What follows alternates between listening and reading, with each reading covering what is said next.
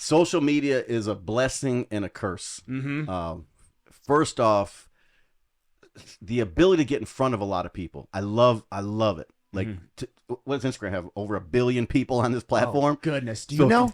8. How many active users are on Instagram today? Jake, can you find that? It's over 1 billion for sure. Maybe it's 2 billion. I know there's it's not at least 8 billion plus on Facebook.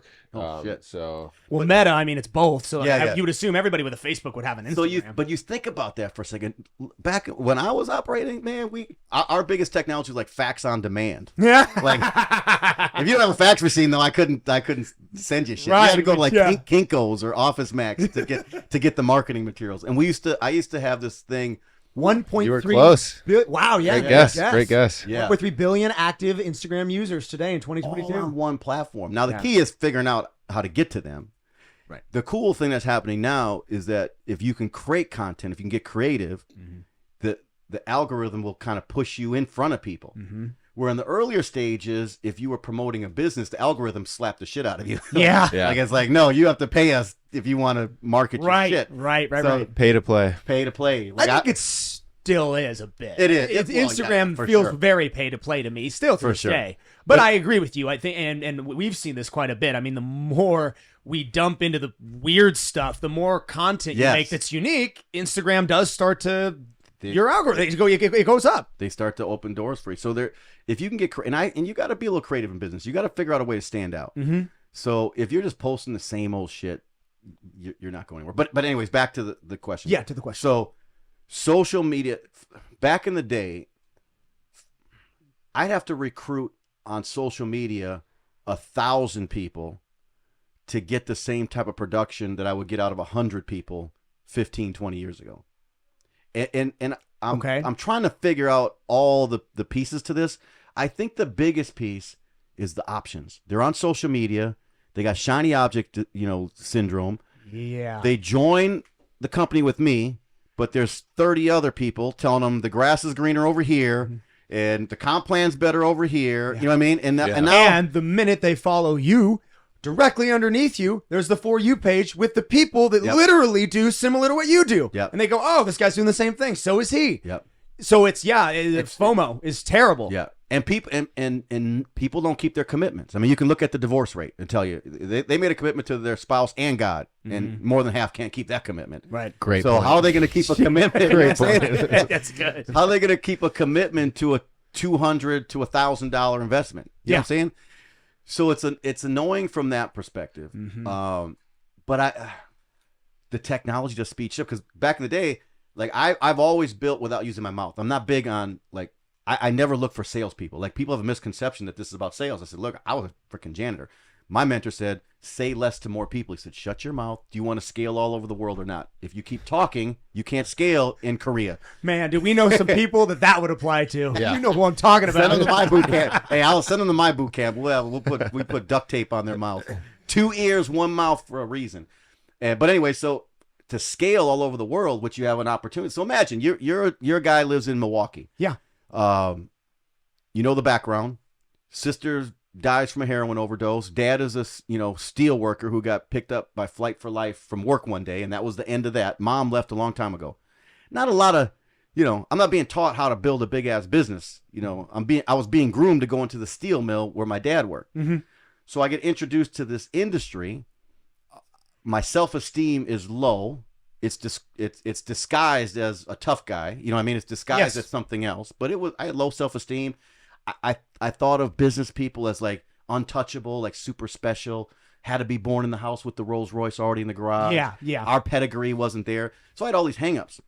So I get introduced to network marketing, and my mentors, thank God I had good mentors, because that's the challenge a lot of times. It's shitty people with the lottery in hell. Go get him, Tiger. Go make me rich. They're all sitting around trying to wait for someone else to make them rich, and nobody's getting rich. Yeah.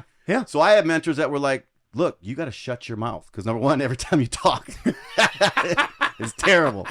So all right, I can do that.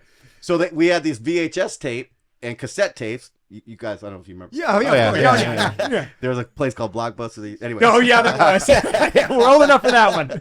But I had to buy them from the company, so it was like 17. So I call it $20 for one VHS tape.